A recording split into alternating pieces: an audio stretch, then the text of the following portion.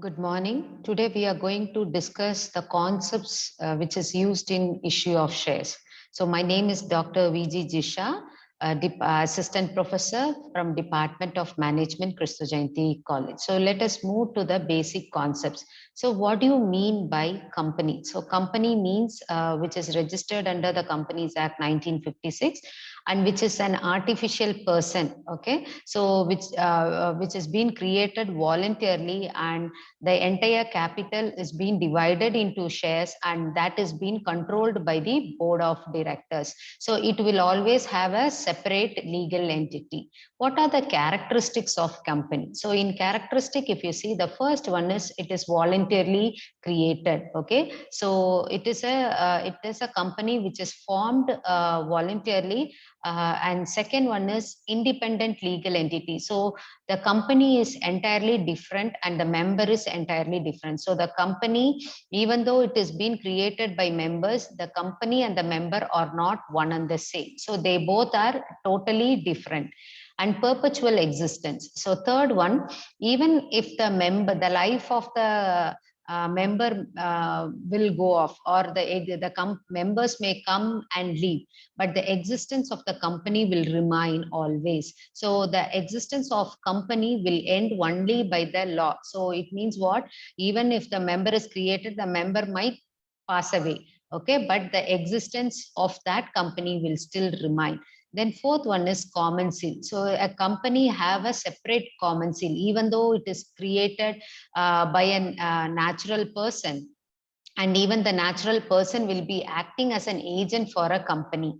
Say for example, a board of director will act as an agent for a company, and that company will have a common seal. So the company can sign or enter into a contract using that common seal. Then the liability is always limited. So the liability of a shareholder is always limited. Suppose I pay for 100 rupee, then my liability limited only for 100 per share. Okay, and transferability of share. So the in case of joint stock company, sector, public company can transfer its shares to any other person, whereas if there is a restriction only in case of private company. So the transferability is also possible in case of joint stock company. The next concept is shares. So share means that, what do you mean by that is the total share capital of a company which is being divided into units is called as shares. So the next item is, what are the features, characteristics of share? So the first one, a share has a nominal value, the N. Second, a share certificate will be issued under a common seal. The third one, share is an ownership security. The fourth one is share said to be a bundle of right as well as liability. It means you have a rights to take part in the profits. At the same time, if any liability on what value you contribute, you are liable for that also. And the shares are generally issued at premium or par or else at discount rate. And it is also a movable property. The next is types of share. So the shares are classified into different types. The first one, basically it is bifurcated as preference share and equity. Under preference share, you have various kinds. One is cumulative, non-cumulative, redeemable, non-redeemable, convertible, non-convertible, participatory, non-participatory. Whereas equity shares are divided into voting rights and differential rights. So preference share means who will have a preferential right in getting a dividend. Whereas equity shareholder means they are the owners of the company. Okay, and when it comes for the classification, the first you have cumulative and non-cumulative. Cumulative means if a dividend is not being paid, that will be accumulated, and when there is a profit, that time the dividend will be paid off. That is what you call it as cumulative. Whereas non-cumulative, it is just a reverse. So if a dividend is not being paid after a particular period, it will get lapses. Okay, then second category is redeemable. So after a particular period of time, you can redeem your preference share. Whatever you contributed, you can take back. Whereas non-redeemable means still the existence of company, you cannot take back the preference shares. And convertible and non-convertible. So convertible preference share means which you can convert that into an equity share. Whereas non-convertible means you will not get a privilege of converting the preference shares into equity share. And participatory and non-participatory. So participatory means in the surplus profits after paying dividend and equity shareholder, if there is any surplus profit is left off, the preference shareholder have a part to take part in the surplus. Whereas non-participatory means they don't have a rights to take part in the surplus of the surplus profits. Then when it comes to equity shareholders are the owners of the company. Here, one category is the equity shareholder have the voting rights. Whereas in case of differential rights means there are basic rules which you need to follow when you issue equity under differential right. The first one, it should be mentioned in the articles of association, and that should be passed in the ordinary in the general meeting among the shareholder. And third one, the dividend the profit should be distributed in the 3 consecutive years. So there should be a proper track of profits which must be there to go for a differential rights. The next is share capital. So what is share capital? It is the total sum of the nominal value of shares. So the entire shares are considered as a share capital. So here, as we were discussed in the previous slide, we have preference share capital and equity share capital. Preference share capital means it is the sum of total of nominal value of preference shares of the company, whereas equity share capital means it is the total of the nominal value of equity shares of a company. And here the equity shares can be classified into authorized share capital. Authorized share capital means it is the maximum limit where a company can issue a shares. Then second one is issued share capital. It is out of that authorized share capital, a portion is being issued to the public. That is what you call it as issued share capital. Then third one is called as subscribed. So out of that issued share capital, how much is being subscribed by the public? It is called as subscribed share capital. And fourth one is called up share capital. Out of that, how much is being called out by the company, that you considered as a called up share capital. And paid up means how much is being paid by the members of the company is called as paid up share capital. Then next comes the mode of issue. The shares are issued at different modes. One is at par, the other one is at premium and discount. What do you mean by par? When the shares are issued at 100, okay, to the public, and the public have subscribed at 100, it is called at par.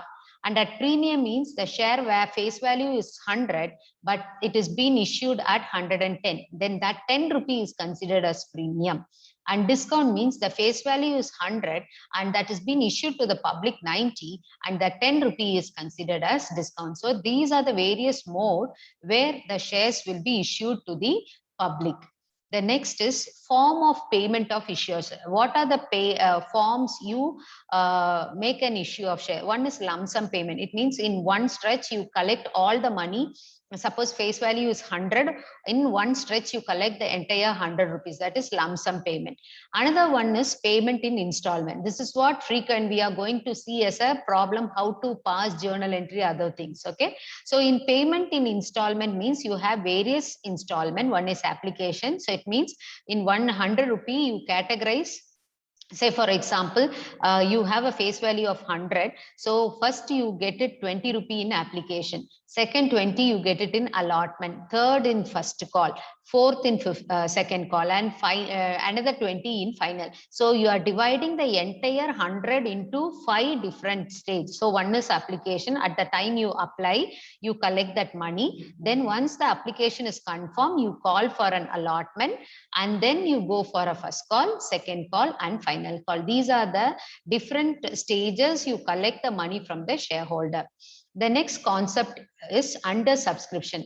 What is under subscription means? A company might issue 8,000 shares to the public, but the public might get or apply only for 6,000. So that is called as under subscription. So I am offering 8,000, but the public is getting from me only 6,000. That is under subscription. The next is oversubscription. So oversubscription means a company is offering 10,000, whereas the public applied for 12,000 application. Then that is called as oversubscription, which is more than what you offer, the public have applied. That is called as oversubscription. So in case of oversubscription, we do the following things. Either we will reject the entire application. Say, for example, the company offered 10,000 shares. Okay, the public applied for 12,000 shares. So excess is 2,000 is being applied by the public extra. So one way is the company can reject the entire 2,000 and they can take only 10,000. That is what you call it as rejection of application. Second one is partial allotment. It means out of 12,000, you are allotting only 11,000. So 1,000 is being deducted. So that is partial allotment. The third one is pro rata allotment. It means proportionately, I have applied for 10,000 shares. Company have offered 10,000. The public have applied for 12,000. So in the proportion of every 6 shares, you are given allotted of 5 shares. So on proportionate basis, you allot the share. That is called as pro rata allotment. So these concepts we will be dealing as a problems in upcoming classes.